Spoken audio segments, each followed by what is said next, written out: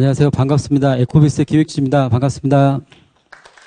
사실 오늘 올 때 저는 경영자 가정 대표님들 오시는 줄 알고 있었거든요. 그래서 자료를 준비했다가 지금 들어오다 보니까 중견업체라든가 스타트업 회사들이 굉장히 많이 오신 것 같아요. 그래서 오늘 내용을 말씀을 드리기 전에 저는 사실은 좀 사업을 일찍 시작을 했습니다. 그래서 93년도, 그러니까 제가 한 27살 때 시작을 했는데, 저 그때 들어갈 때의 그때 느낌을 잠깐 말씀을 드릴게요. 지금 보니까 어르신도 많지만 20, 30대가 되게 많으셔가지고, 제가 27에 93년도 러시아를 처음 들어갔을 때, 사실은 제가, 한국에서 직장을 한 4년 정도 다녔습니다. 4년 다닐 때 야간 대학을 다니면서 졸업식 전날 뭐가 쉬었는지, 사표를 내고, 러시아를 들어갔거든요. 러시아 들어가서 제가 생각했던 거는 무역을 생각을 했어요. 뭐 철강이라든가 이런 게 있으면 뭐 해보겠다 그래서 가서 보니까 말도 안 되는, 저한테 언어도 잘 안 되는 사람한테 그런 걸 누가 주겠어요. 그래서 그 당시에 제가 한 3명 정도 러시아 사람을 미리 고용을 하고 모스크바 호텔 좀 외곽에 사무실 하나 만들어 놓고 계속 제가 샘플을 보냈었거든요. 동대문이나 남대문에서 뭐 여성용 뭐 화장품이라든가 뭐 액세서리, 뭐 신발 이런 거를 퇴직금 있는 거를 계속 보내서, 그리고 모스크바를 딱 가보니까 호텔 300불짜리 주고 한 달 있던 그 사무실에 화장실에 제가 보낸 제품이 꽉 차 있더라고요. 그래서 그 중에 하나를 보고 일단 직원들한테 떠듬떠듬 이 물건을 왜 안 팔았냐 그랬더니만 이걸 어디서 파냐 그 얘기를 하더라고요. 그래서 보름째, 한 열흘째 되는 날, 러시아가, 언어가 제가 안 됐기 때문에, 그때 이제 북한에서 만든 조로사전이 있었거든요.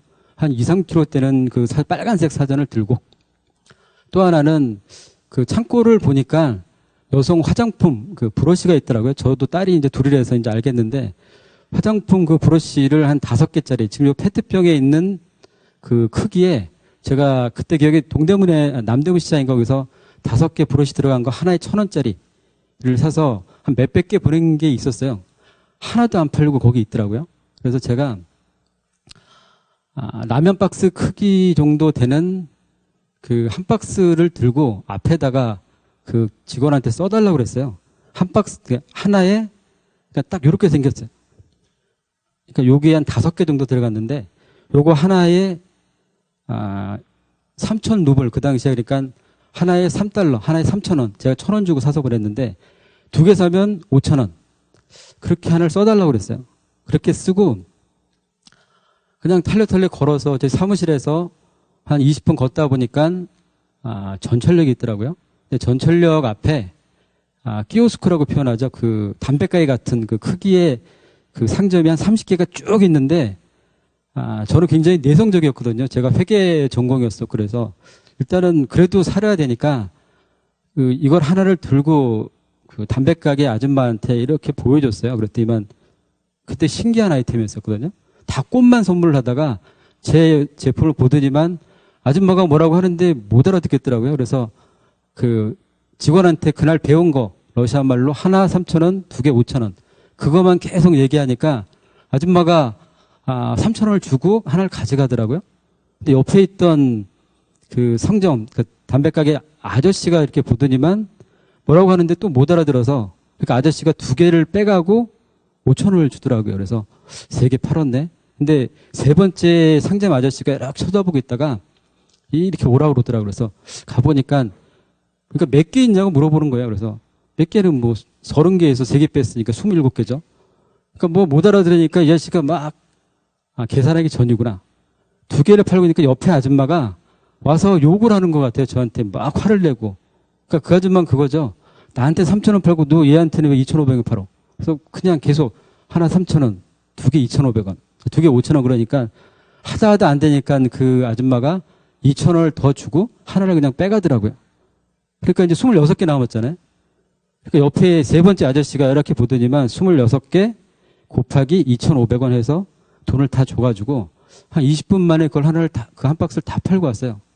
그거 다 팔고 의기양양하게 이제 사무실 가니까 러시아 직원들이 어디서 팔았냐 그랬더니 천철역 앞에. 그랬더니 거기 깡패들 많은데 미친 거 아니냐. 그래서 그건 모르겠고 너희 가서 팔아봐. 그러고는 직원들 보내고 혼자 저녁에 그 사무실에 밤늦게 제가 앉아서 생각을 했어요. 여기서 살 수 있겠다. 사표도 냈고 27이었었는데 해보자. 그래서 지금 올해가 26년 차거든요. 그래서 미리 말씀드린 게 뭐냐면 나라가 큰 나라고 그러기 때문에 할 수 있는 일이 여러분 되게 많습니다. 그리고 스타트업 회사도 많고 저도 사실은 2년 전에 회사를 더 하나 만들어서 스타트업 형식으로 진행을 하고 있는데 하고 싶은 일들이 아직 되게 많아요. 그래서 오늘 제가 한 50분 해야 되나요? 아무도 안 계시네. 할 수 있는 말씀을 제가 드리고요. 지금 정리된 게 뭐냐면 이렇게 5개 이렇게 하얀 줄로 쳐져 있는 거는 관세 동맹된 나라예요. 5개 나라가 다시 가장 옛날 소비에트 국가로. 그래서 저쪽 5개 나라에 한 번이라도 물건을 보내서 통관이 되면 나머지 국가는 무관세로 진행이 됩니다. 그 부가세는 되지만. 그래서 5개 나라 하나로 묶었고 그 다음에 보통 이 씨앗 국가가 4개 메이저로 돼 있거든요. 러시아, 우크라이나, 카자흐스탄, 우즈베키스탄. 그래서 러시아하고 카자흐스탄을 관세동맹으로 묶었고 또 하나는 우즈베키스탄. 그리고 여기에는 빠져 있어요. 우크라이나. 왜냐하면 러시아하고 관계가 워낙 안 좋으니까 여기 러시아에서 초청을 했으니 빠져 있겠죠. 그래서 3개 나라를 묶어서 좀 말씀을 드리겠습니다. 러시아 그러면 뭐 불법, 마피아 그런 사람 없으면 같이 일을 안 하면 비즈니스가 안 된다고 처음에 얘기를 많이 하셨는데 제가 26년 동안 그런 사람 만나본 적이 한 번도 없습니다. 그런 사람이 저를 만날 이유도 없고. 근데 이 비행기를 제가 2007년도까지 한 800번을 썼었어요. 800번 차터를 쓰면서 모스크바 그리고 서울이 안 되면 청주공항 아니면 하다못해 제주공항까지 제가 보내서 이 운송을 진행했었는데 800번 진행할 동안 통관으로 얘기해서 정식으로 통관한 적은 한 번도 없습니다. 사실 그 2007년도까지는 비정식으로 통관했어요. 그러니까 말이 비정식이지 나쁘게 표현하면 불법이거든요. 여기 전체 비행기 한 대에 뭐 50톤 정도 들어가면 인보이스 금액으로 한 10억 정도 나와요. 그거를 서류 한 장으로 통관했으니 말이 안 되죠, 사실은. 근데 그 당시에는 그렇게 진행을 했어요. 그래서 2007년도까지는 이 상태로 저희가 비정식 통관을 사실 많이 했고요. 항공은 그 러시아 항공사가 지금은 많이 그 합병이 돼서 그렇지만 초창기 때 그리고 제가 98년도에 차터 사업을 처음 시작할 때는 비행기 한 대라도 갖고 있는 러시아 항공사가 300개나 있었어요. 그게 어떤 뜻이냐면 우리나라는 뭐 대한항공과 아시아나 지금은 좀 늘어났지만 둘밖에 없었지만 300개가 있다 보니까 어느 지역에서라도 한국을 들어올 수가 있는 거죠. 그러면 항공 운송은 사실 굉장히 쉬웠던 우리나라보다 더 쉽게 접근이 됐었고 러시아는 사실 물류비가 비쌉니다. 보통 그 항공으로 진행되는 거 이외에 저쪽 그 시베리아 철도 타고 가는 철도하고 배를 타고 그 유럽 쪽 지나가는 그 2가지 루트가 있는데 배로 가는 게 당연히 오래 걸리죠. 대신 가격이 조금 저렴합니다. 철도로 가는 게 한 10일 가까이 넘게 빠르지만 비용이 좀 그 높게 나오고요. 러시아 물류가 2007년도에 변하기 시작을 했어요. 어떤 일이 변했냐면 2007년도까지는 아까 말씀드린 대로 저희도 차터를 해서 불법 통관을 많이 했거든요. 그게 무슨 뜻이냐면 여기 빨간색이 있는 지역들이 핀란드하고 독일 쪽이에요. 그 2007년도까지는 러시아를 수출한다 그러면 면장이 러시아를 지키는 게 아니라 그 핀란드라든가 독일 쪽으로 지켰어요. 그래서 대부분 이쪽에다 물류센터를 두고 여기서 러시아 딜러들이 트러킹으로 그 국내로 들어와서 자기가 아는 세관 쪽 통해서 통관을 다 시켰거든요. 그게 어떤 뜻이냐면 불법 통관이죠. 불법 통관. 관세를 적게 내기 위해서 진행을 하다가 2007년도에 신전에 또 어떤 일이 생겼냐면 푸틴 대통령이 이제 그때 그 신전회 때 생방송으로 연설을 합니다. 계속 이런 식으로 불법 통관을 하면 그 담당자들, 그 세관원이라든가 담당자들을 과거 러시아 제동 때처럼 손목을 잘라버리겠다고. 근데 러시아 사람들은 하면 정말 하는 것 같아요. 그건 러시아 국민도 알기 때문에 2007년도부터 이쪽으로 진행되는 그 루트가 95%가 차단이 됐어요. 그러면 어떻게 되죠? 이제 다이렉트로 러시아 모스크바로 들어와야 되죠. 그래서 다 정식으로 바뀌고 2007년도부터 LG나 삼성이나 현대라든가 이런 업체 대형 우리나라 대기업들이 현재 공장을 이제 오픈하게 되는 거죠. 그러면서 창고가 필요하고 창고가 없다 보니까 창고 대란도 나고 그래서 2007년도부터 정상적으로 러시아가 통관이 시작이 됐고 그 다음에 러시아의 그 문화를 그러니까 세법이나 이런 부분들을 한 2, 3년 지나면 주변 국가가 다 답습하게 돼 있어요. 러시아가 진행을 하다 보니까 그 몇 년 후에 우크라이나, 카자흐스탄 점차적으로 다 정식으로 바뀌게 됐습니다. 2008년도까지는 비정식이라고 말씀드렸죠. 그러면 물류회사 같은 입장에서는 국제 운송만 잘하면 됐어요. 그리고 러시아 바이어들도 러시아나 중앙아시아 바이어들도 운송만 잘 해주면 알아서 자기들이 다 통과를 했거든요. 좀 단순하게 시작을 하다가 관세 동맹이 진행되기 전까지 2013년까지는 2008년도부터 정식으로 진행되다 보니까 누군가 통과를 해줘야 됩니다. 비정식에서 정식으로 바뀌다 보면 어떤 일이 생기냐면 누가 해도 관세는 똑같아요. 그러면 그전에는 수입자가 관세 수입 역할, 통관 역할을 해서 비정식으로 뽑아서 매출 원가를 많이 줄이는 입장이었었는데 그걸 누가 해도 통관에 대해서 관세가 똑같기 때문에 본인들은 마케팅만 하고 싶어 하는 거죠. 그러니까 수출자한테 요구하는 게 뭐 CIF 조건을 떠나서 DDP 조건을 진행해달라. 이렇게 바뀝니다. 그러면 수출자 입장에서, 물류회사 입장에서는 운송하고 통관을 같이 할 줄 알아야 돼요. 이제부터 조금씩 까다로워지는데 사실은 지금도 그렇지만 우리 물류업체들이 통관에 대해서 잘 몰라요. 국제 운송만 사실 대부분 진행을 하고 그러다가 2010년 이후부터 러시아, 카자흐스탄, 벨라루시를 시작을 해서 관세동맹이 생기거든요. 관세동맹이 생겨서 지금 5개 나라가 관세동맹이 되어 있는데 그러면 어떤 변화가 생기냐면 여기가 러시아고 여기가 카자흐스탄입니다. 근데 5개 나라가 어디에서 통관을 해도 관세는 똑같거든요. 그리고 주변 국가로 수출이 아닌 운송을 할 수가 있죠. 그러면 유럽 쪽으로 오는 배를 타고 오는 지역들은 러시아 모스크바라든가 상페테르부르크에 통관을 하지만 중국 쪽에서 서쪽으로 들어오는 제품이나 이런 것들은 카자흐스탄이나 키르기스탄에 통관해도 관세는 똑같습니다. 근데 당연히 러시아보다 키르기스탄이나 카자흐스탄이 통관비가 덜 나오겠죠. 그리고 중국 쪽에서 출발하는 제품들은 오히려 카자흐이나 키르기스탄의 통관비가 덜 나오거든요. 그리고 아직까지는 키르기스탄 같은 나라는 비정식이 조금 남아 있습니다. 그러면 어떤 제품들은 러시아에서 통관이 필요하지만 어떤 제품이나 어떤 수입자의 요구사항에 따라서 카자흐스탄이나 키르기스탄에서 통관이 필요해요. 그럼 누군가 해줘야 되거든요. 근데 수출자가 하지를 못하죠. 왜? 현지 법인이 없으니까. 그래서 저희 같은 경우는 물류회사 입장에서는 물류하고 통관, 거기에 수입 역할까지 같이 해야지만 이 전체적인 업무를 진행이 가능합니다. 그래서 저희는 지금 매출이 거의 최근에 보면 한 10 몇 년 전까지는 물류 매출이 80%였고 유통 매출이 20%였는데 지금은 유통이 80%로 바뀌어 있고 20%가 물류로 바뀌어 있습니다. 저희가 처음에 비정식 진행이 되면서 관세동맹이 바뀌면서 저희 회사 같은 경우는 일단 국제 운송과 통과를 일원화하자 그렇게 작업을 진행을 해서 회사 볼륨을 좀 많이 키웠는데요. 대부분의 러시아나 중앙아시아 진행할 때는 물류회사가 따로 있고 현지 통관회사가 따로 있고 현지 내려운송업체가 따로 있습니다. 근데 지금 저희 메인은 사실은 이제 가전업체 대기업들 위주하고 많이 진행을 하는데 현지 업체들한테 저희가 제안했던 내용들은 대부분 국제운송과 통관을 다 일원화 시킵시다. 그렇게 해서 현지에서 발생되는 비용들 여기서 중요한 거는 운송 부분은 대부분 한국에서 누구나 가격이 나와요. 국제운송은 뭐 어느 업체를 써도 뭐 키로당 얼마, 컨테이너당 얼마가 나오는데 그 다음에 도착지에서 비용을 물어보면 대답이 거의 없죠.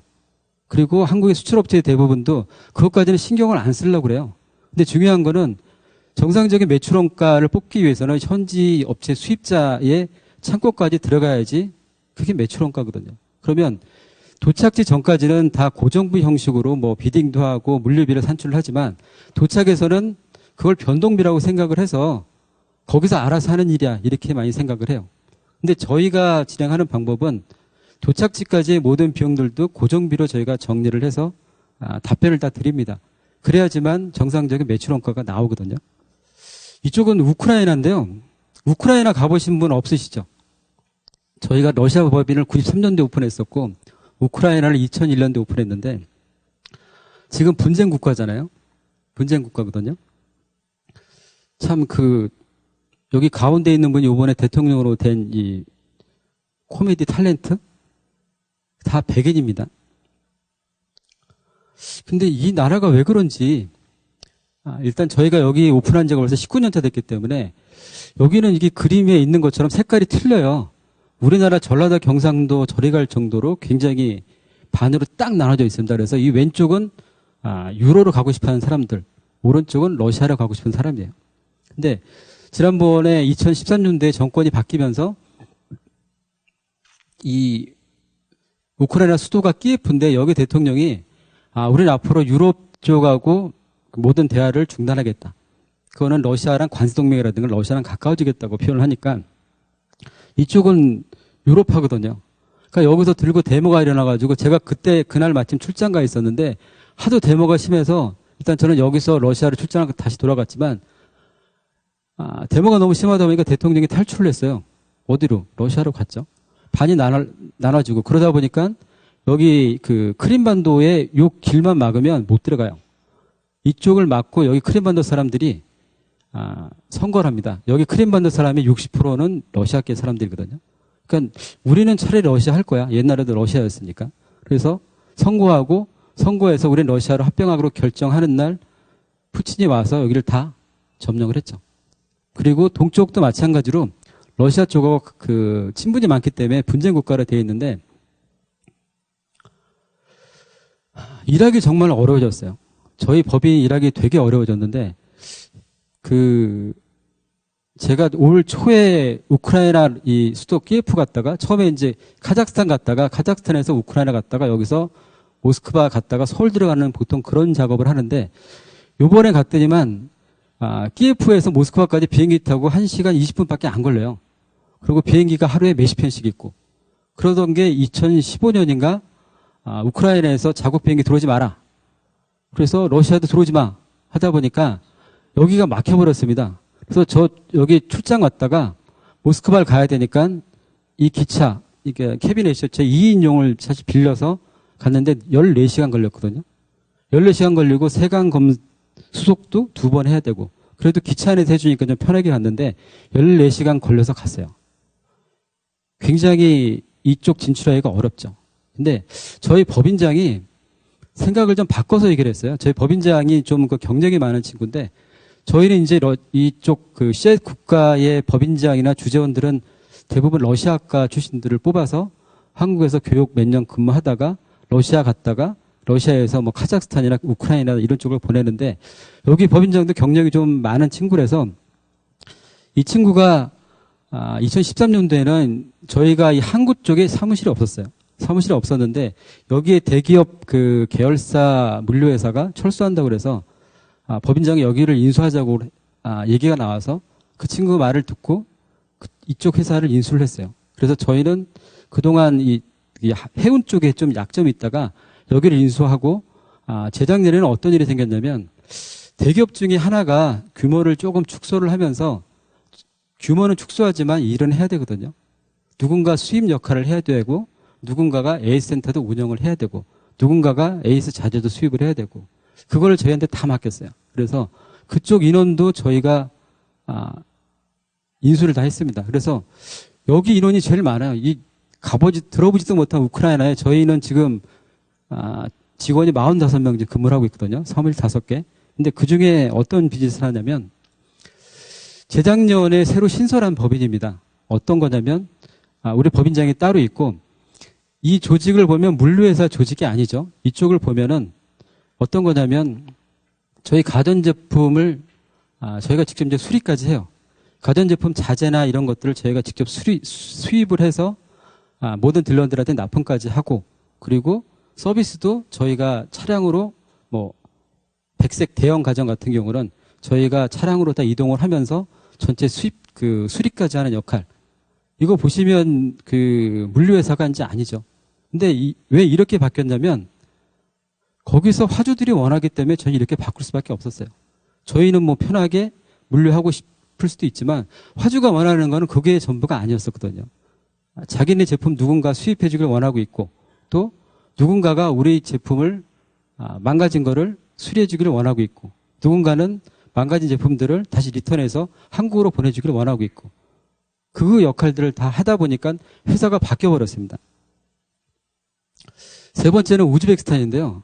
저는 여기는 그 모스크바에 93년부터 있다가 98년도에 제가 직접 가서 한 2년 정도 법인을 또 만들었었어요. 2년 근무하면서 만들었는데 여기 사람들 보면 되게 착해 보여요. 착해 보이고 굉장히 그 살기 좋은 것처럼 느끼는데 여기는 그 실크로드 길이거든요. 저희 나라는 실크로드하고 사실 상관이 없는 것 같아요. 그리고 지금 중국이 많이 얘기하는 1대1로 정책에 저희는 관계가 별로 없지만 이쪽은 관계가 되게 많거든요.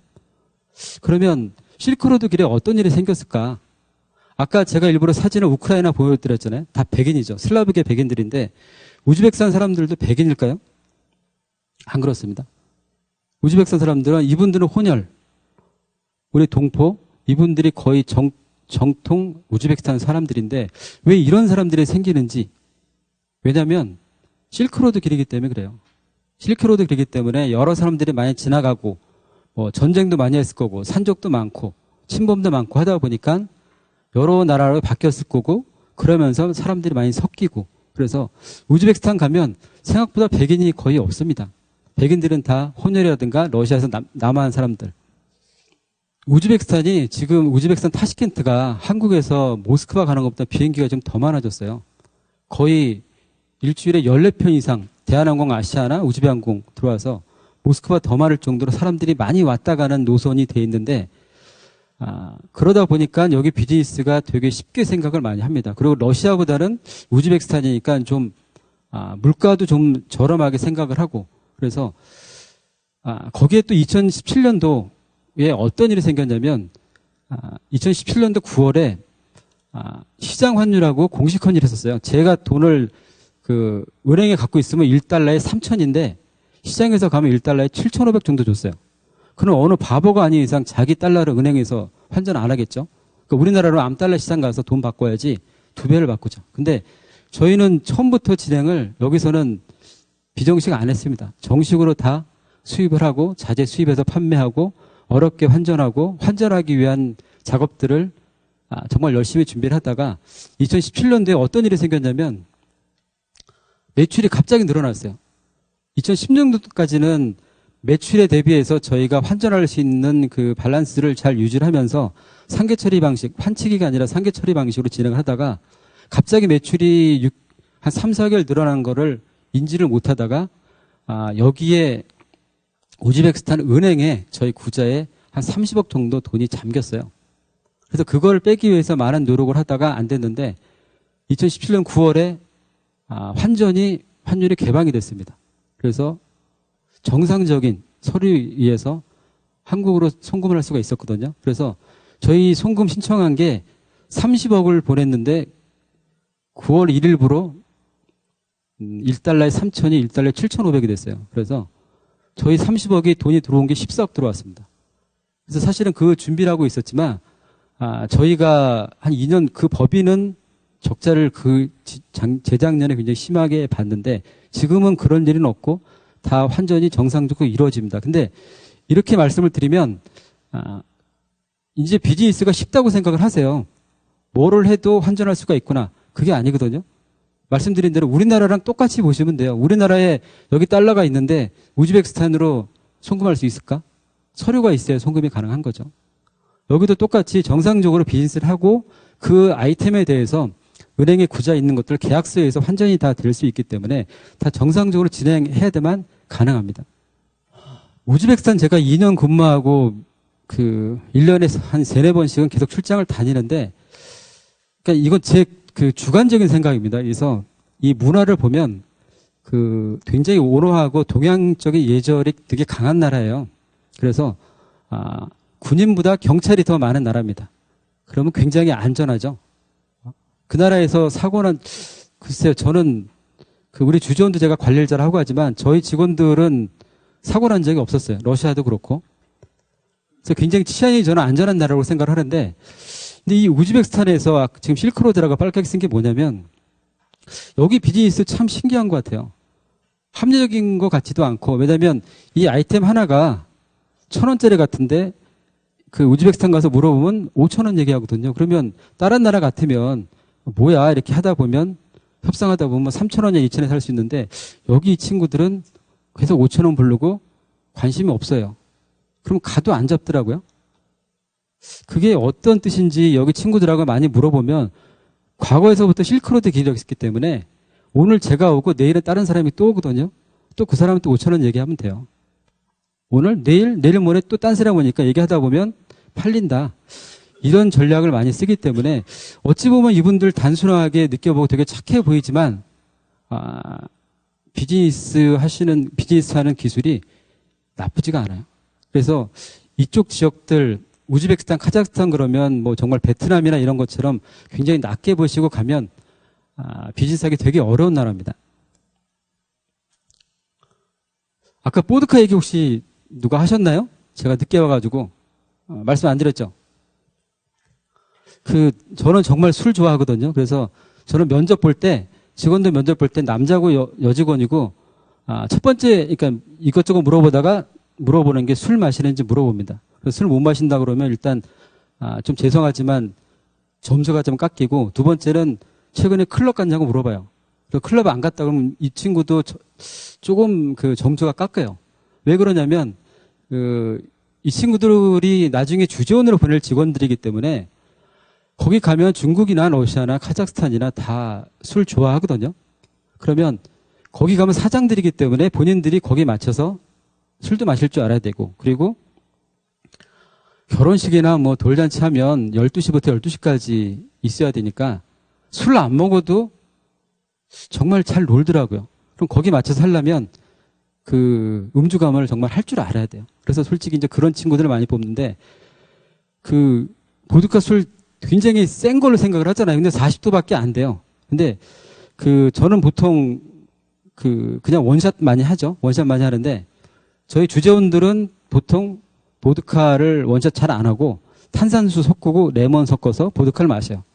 그리고 저도 이제 그렇게 마시라고 해서 요구하는데, 왜 그러냐면 주재원들은 저한테 사장님 계속 그렇게 마시면 죽어요. 이제 그만 드시고 좀 약하게 드시라고 돼 있는데, 나중에 여러분들 출장을 가시면 여기서 한국에서 3명 가고 뭐 러시아나 카자흐나 뭐 우즈베키스탄에서 3명이 나온다 그러면 6명에서 저녁 자리를 하면 건배 제의 많이 합니다.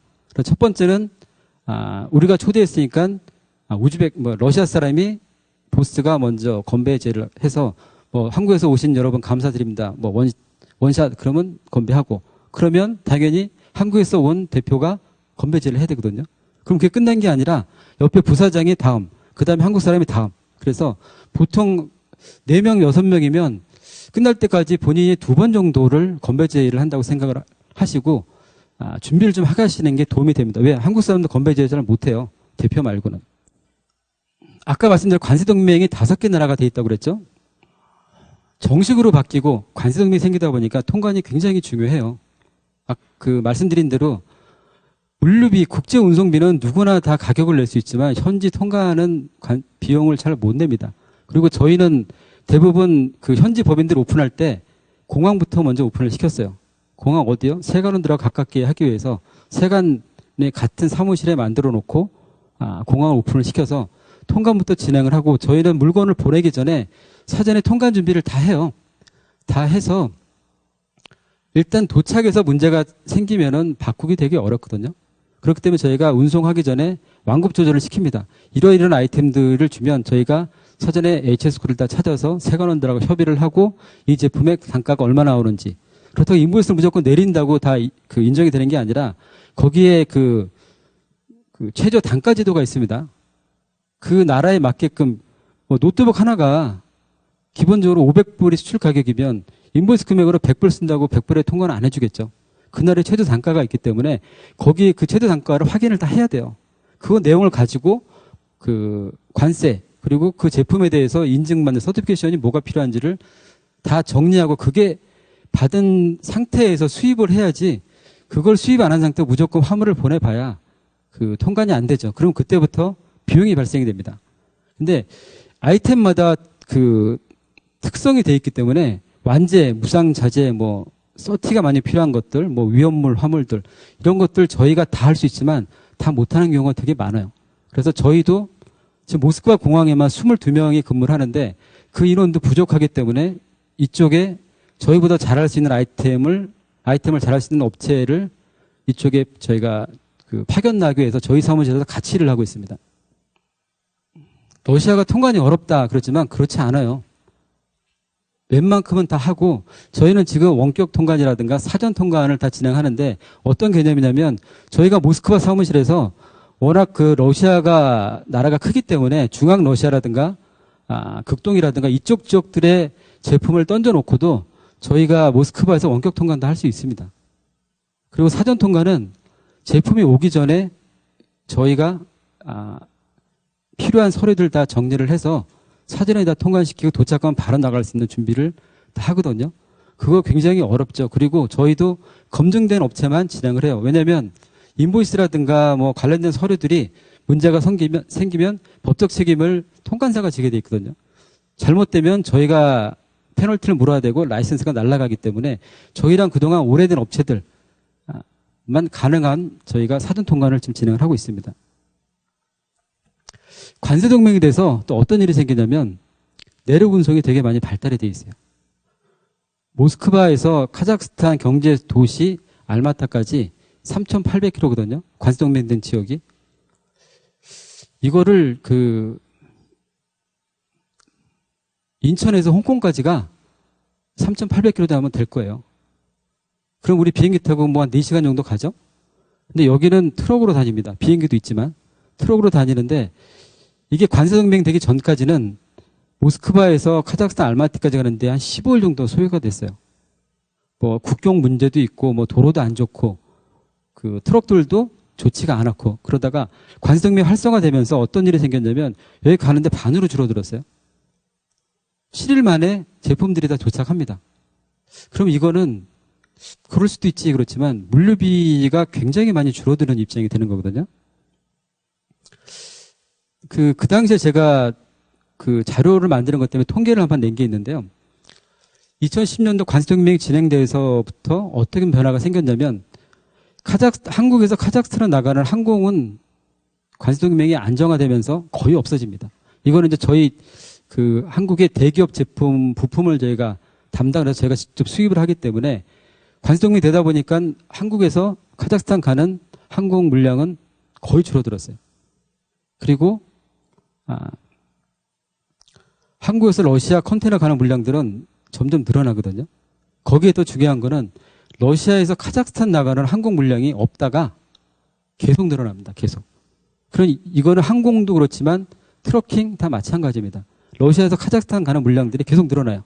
그건 어떤 개념이냐면 과거에는 여러분의 제품들이 러시아도 물건을 팔고 카자흐스탄도 판다 그러면 각자 물건을 보내서 거기서 적정 재고를 관리해야 되는 입장이 하다 보니까 두 가지를 비용을 쓰다 보니까 비용이 많이 나오죠. 근데 이런 제품들을 전부 컨테이너 베리스로 러시아로 다 모스크바로 보냅니다. 그래서 모스크바에 허브를 만들고 거기서 관리를 하다가 필요한 물량들을 카자흐스탄으로 보내는 거죠. 근데 그전에는 카자흐스탄까지 보내려면 15일 정도 걸리니까 적정 재고를 뭐 한 2달 간진다고 하면 그 운송이 15일에서 7일로 바뀌었고 도착해서 통관이 열흘에서 3일 정도로 바뀌었어요. 왜? 통관이 없어지니까. 그러면 20일 거의 한 달 가까이 물류 리드 타임이 줄어든 거거든요. 그러면 보통 카자흐스탄에 있는 업체들은 재고 관리를 3개월 정도 가지고 진행을 했던 거를 적정 재고를 2달로 줄였죠. 그러면 그 한 달 그 줄은 물동량 그 물량이 비용이 굉장히 많이 줄어드는 겁니다. 저희는 말씀드린 대로 물량 유통 전략을 같이 이제 갑니다. 같이 가서 기본적으로 그 4개 법인에는 다 물류센터를 운영을 하고 있어요.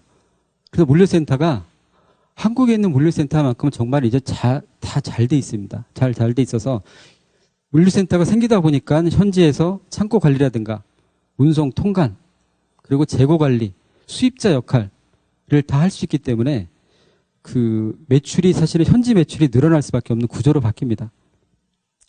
여러분들 지금 보시면 그 진출하기 사실 바로 진출하기 쉽지는 않거든요. 근데 누군가가 여러분이 아마 잘할 수 있는 거는 여기 제조업체라고 하면 무역업체라고 하면 생산 그리고 마케팅까지는 할 수 있어요. 왜? 지금 인터넷이나 이런 게 러시아나 중앙아시아도 워낙 잘 돼 있기 때문에 본인들이 잘 알고 있는 아이템을 본인들이 인터넷이나 업체 찾아서 진행해 볼 수 있습니다. 근데 그 다음에 문제가 어떤 거냐면 이 부분이죠. 운송까지는 다 가능해요. 근데 이 제품을 누군가가 수입 역할을 해주면, 누군가가 재고 관리를 해주면, 누군가가 유통 관리를 해주면, 누군가가 AS 관리를 해준다고 하면은 조금 쉽게 접근할 수가 있겠죠. 이 아이템들을 저희가 현지에서 진행을 다 하고 있습니다. 그래서 러시아 사람들은 저희도 못 믿고 저희도 러시아 사람들을 못 믿습니다. 처음 거래할 때. 그러면 LC 오픈을 하든지 아니면 TT를 결제를 하더라도 누군가 먼저 돈을 보내주거나 제품을 보내야 되는데 그런 부분에 있어서 저희가 개런티하는 부분들이 많아요. 왜? 우리는 현지에 법인이 있기 때문에 그러면 우리 창고까지 입고를 시키자. 입고를 시키고 현지 수입자가 저희 창고에서 아이템을 보고 바로 결제하는 방법. 그러면 이게 비정식이 아니라 정상적인 방법에 의해서 수입을 하고 저희가 여기 한국에 있는 업체랑 계약서에 수입 역할을 하고 저희가 현지 딜러 업체들한테 판매하는 그 역할을 하면 저희가 현지 화폐 러시아 달러 루블이라든가 카자흐스탄 탱게라든가 이런 워낙 그 화폐를 받아서 저희가 환전해서 다 보내드릴 수가 있어요. 그 역할만 한다 그러면 지금보다는 아마 굉장히 쉽게 접근할 수가 있을 겁니다. 이 마지막 장인데요. 저희가 물류하고 유통을 같이 해서 느끼는 게 제가 봤을 때는 저희 한국의 메이저 물류 업체는 저는 없다고 봐요. 국제 운송 어느 정도 할 뿐이고 전체 물류라는 게 출발지에서 도착지 창고까지 가서 해야 될 일들이 전체 업무가 물류인데 그 업무를 다 못 하거든요. 그래서 이 부분이 사실 한국 물류업체가 약간 취약점이 있습니다. 그리고 두 번째는 협업을 우리는 잘 못해요. 제가 봐도. 그래서 저희가 말씀드리는 게 아까 그 페이지에 말씀드린 대로 저희가 현지 법안 역할을 일부를 할 수가 있습니다. 그래서 저희 보고 직접 물건을 팔아라. 이건 쉽지가 않죠. 그 아이템을 공부를 하려면 얼마나 많은 시간을 가져야 되는데 그거 이외에 나머지 마케팅 외에 현지에서 할 수 있는 역할들은 저희가 다 할 수 있기 때문에 수입자 역할이 돼서 가능하니까 언제라도 그쪽 사항을 체크하거나 그때는 저한테 연락 주시면 가능하고요. 러시아 중앙아시아 얘기할 때 대부분 많은 사람들이 현지의 세관원들이나 관공서 사람들이 자의적 판단을 많이 한다고 그래서 일하기 어렵다고 말씀을 많이 하세요. 근데 저희는 일을 해보니까 반대예요. 거기에 세관원이나 이런 분들은 자기네들이 요구하는 서류만 다 가져오면 통관해주게 돼 있어요. 근데 다 안 갖고 오세요. 무슨 뜻이냐면 한국에서 우리 업체 미팅을 많이 하면 두 가지로 바뀝니다. 첫 번째는 그런 나라 어떻게 해? 그래서 굉장히 어렵게 생각을 해요. 그 또 한 부류는 그거 아무거나 주면 되는 거 아니야? 이렇게 생각을 합니다. 근데 러시아나 중국이나 한국이나 미국이나 회계도 그렇지만 통관도 똑같아요. 똑같은데 그 나라에 맞게끔 보호 관세나 이런 게 있기 때문에 그 나라 맞게끔 서류가 한두 개 더 필요할 때가 있거든요. 그 서류까지만 정리하면 이 팀들은 다 통관하게 돼 있습니다. 근데 그거를 나는 전에 베트남에서 해봐서 알아. 나는 미국 수출할 때 이거면 됐어. 그렇게 무시를 많이 해서 거꾸로 말씀드리면 우리가 자의적 판단을 많이 해서 통관이나 비즈니스가 잘 안 됩니다.